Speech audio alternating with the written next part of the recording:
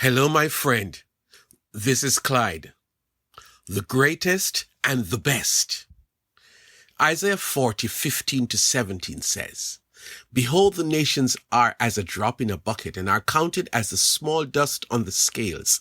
Look, he lifts up the isles as a very little thing, and Lebanon is not sufficient to burn, nor its beasts sufficient for a burnt offering.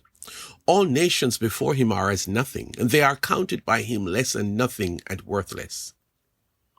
You have heard of GOAT, a term that has come on the scene in recent times. It is an acronym that means greatest of all times. It is said that the term originated with the late American boxing legend Muhammad Ali that he used to describe himself. In later years, the word experts, especially those who write and revise dictionaries, started to study this term to see if it could be formally accepted. For thousands and thousands of years, there was just one standard meaning for the word GOAT. It is a domesticated animal that is raised for its meat and milk. Over time, the acronym GOAT has slowly become a word, and the word has a new meaning, and in this case, it means greatest of all times. Where does God fit into all of this? The history of mankind has been rife with powerful men and women who have risen to prominence in various fields of endeavor. Many people have sought to be the greatest of all times in the wide sense of the word, and in the process they have gained notoriety, but after some time someone else comes on the world stage and takes that position. We have seen Alexander the Great, Julius Caesar, Napoleon Bonaparte, Gandhi, Adolf Hitler, just to name a few. There are some contemporary leaders who make a strong case to be added to the list. But who is the greatest of all times, and how do we arrive at that conclusion? God seems to be our front runner. Let us look at our text more closely. Every great human being is associated with a nation or group of nations. There have been great leaders of empires, great leaders of nations, great leaders of nation groups, but no one has successfully been leader of the world. The text tells us that God is very powerful.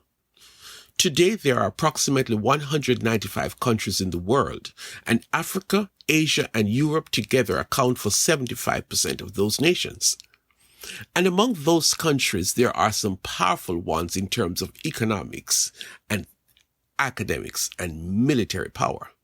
But the text says that all the nations, all 195 nations, plus those that are not part of the official list, when you put them all together, they are like a drop in the bucket for God. God seems to be so large that all of the nations of the world are regarded as dust on a scale. Nobody weighs dust. We weigh substantial items, and the dust from these items is regarded as residue and not important. Well, all of the nations of the world are so small in God's sight that together they are like dust.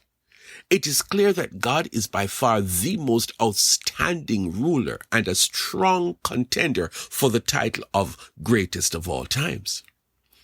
But let us add some more data to the evaluation. Later in this passage, the writer says, "Do you not know? Have you not heard? Has it never been told you from the beginning? Have you not understood since the earth was founded? He sits enthroned above the circle of the earth, and its people are like grasshoppers. He stretches out the heavens like a canopy and spreads them out like a tent to live in. He brings princes to naught, and he reduces the rulers of this world to nothing. No sooner are they planted, no sooner are they sown, no sooner do they take root in the ground than he blows on them and they wither, and a whirlwind sweeps them away like chaff."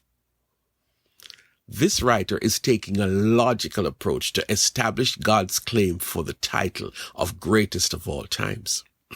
So this great God who sees all the nations of the world as dust on a scale, he comes to the table with some even more outstanding features.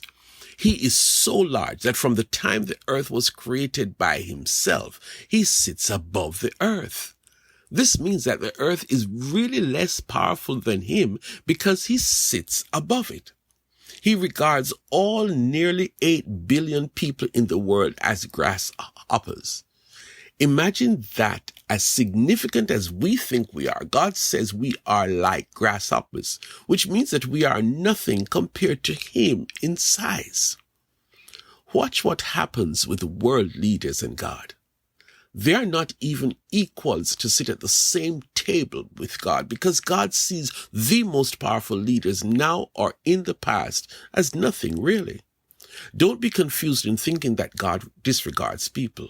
Rather, when you compare our top leaders with God, they are nothing. They don't even belong in the same category. God is so powerful that he allows leaders to come and allow leaders to go. So here is a word to a powerful leader.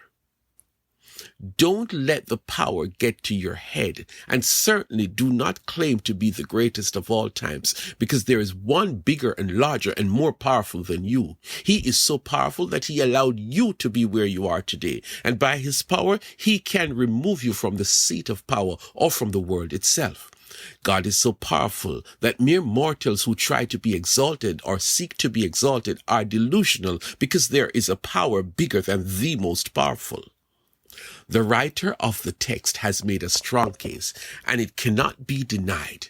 God is the greatest and the best. He rules over all the earth and has been in that position from before the earth was created. The world is advised that we need to worship God. We need to serve God. We need to humble ourselves under the might and power of God.